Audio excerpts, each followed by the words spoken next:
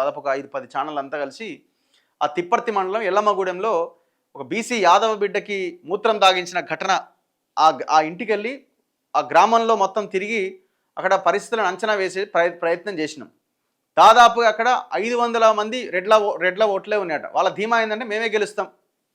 ఇప్పుడు గెలుపు ఓటములు కథా వ్యవహారము ఓట్లు పోలరైజ్ చేసుకుని బయటపడడం ఇది కాదు.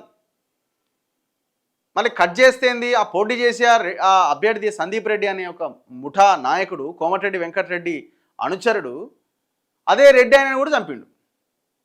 కేసు అయింది, కథా వ్యవహారము, సాక్షులు చనిపోవడంతో ఇంకో దాంతో మొత్తాన్ని బయటపడ్డాడు కేసు నుంచి. కానీ ఊరంతా తెలిసి ఆయనే చంపిండని. మరి అదే రెడ్డి ఆయన కూడా చంపిండు కదా.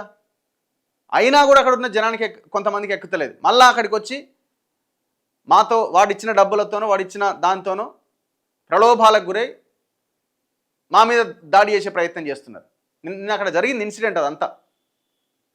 మళ్ళీ అక్కడి నుంచి మేము వస్తూ ఉంటే ఇంకా చాలా ఊర్లను టచ్ చేస్తూ ఉంటే పిల్లలంతా యూత్ అంతా అక్కడ నిలబడి మేము వెహికల్లో వెళ్తుంటే వెహికల్ ఆపి మరి మా గ్రామంలో కూడా ఇదే పరిస్థితి, చాలా దారుణంగా ఉన్నది సిచ్యువేషను.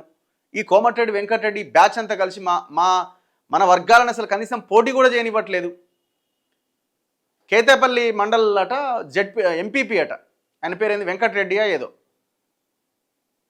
అక్కడ ఎస్సీ రిజర్వేషన్ వస్తే కేవలం ఆ ఎస్సీ రిజర్వేషన్లో ఉన్న ఆ గెలిచినటువంటి ఆ ఎంపీపీ ఎవరైతే ఉన్నారో తన డమ్మీ ఒక రెడ్డి అయిన వెంకటరెడ్డి అనే బోళ్ళ వెంకటరెడ్డి అనేట ఆయన మొత్తం వాడు ఎంపీపీగా చలామణి అవుతున్నాడట.